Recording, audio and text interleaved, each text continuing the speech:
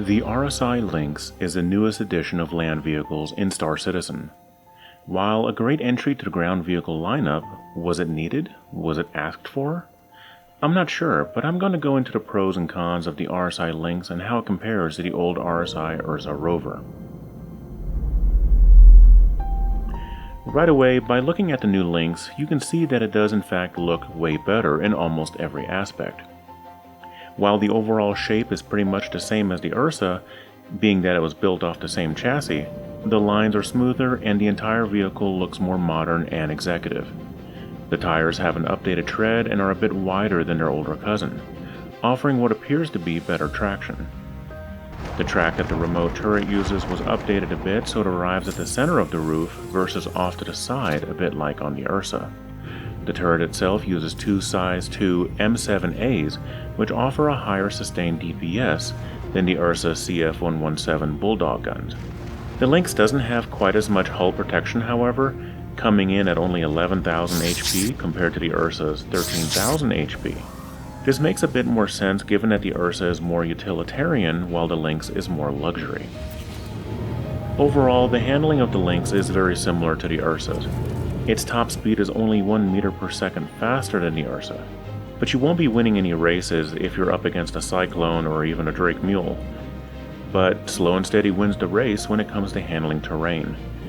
It seems that, like its cousin, the Lynx can handle a variety of terrain with ease, effortlessly gliding over rocks and obstacles. It has 6 articulating wheels with independent suspension that is sure to keep passengers happy as they sip champagne and play their numbers games.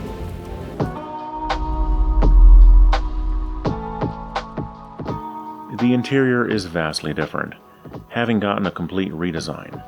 Now, instead of jump seats, we have 2 very comfortable looking captain's chairs that pivot into 2 different positions with a table in between.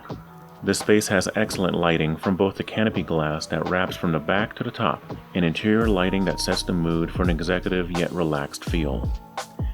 Immediately within reach are both a refrigerator and a corner shelf, both with complimentary water and an ice bucket chilled bottle of champagne, which I believe should have been placed inside the actual refrigerator to keep the ice from melting. The corner shelf can be adorned with various knickknacks if you so choose, but both it and the fridge lack any sort of locking mechanism, so things will get jostled about when hitting that terrain at max speed. Just underneath the screens on both sides there is access to internal storage. I haven't tested exactly how much it can hold, but I imagine it wouldn't be much.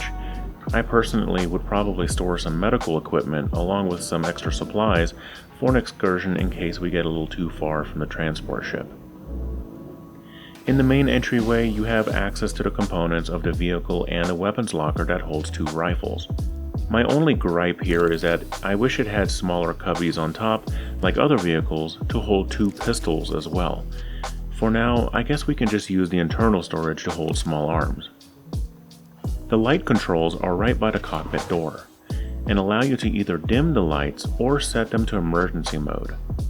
I do wish that the passengers had access to these lights while seated in the back, perhaps with some buttons on the table or the armrest.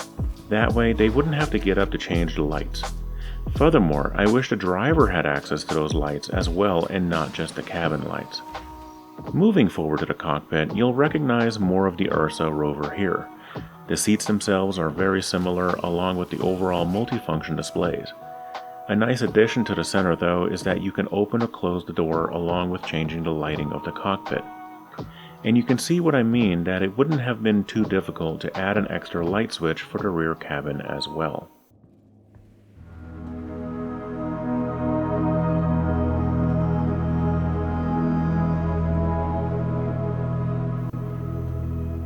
Overall, I love this new addition to the RSI Rover lineup. It's not meant to compete with its own Ursa, but instead offer a different role altogether. It's like when General Motors made both the Chevrolet Avalanche and Cadillac Escalade XT. Both are pretty much the exact same vehicle, but have different roles and tastes in mind. What do you think of the new RSI Lynx? Let me know down in the comments. I also wanted to go ahead and take this time to invite you to my new Discord channel, where you can engage in conversations about Star Citizen, or where you can reach directly out to me to ask questions or even join me in playing Star Citizen. I'll leave the link in the description below. Have a great day and stay safe out and diverse, citizens.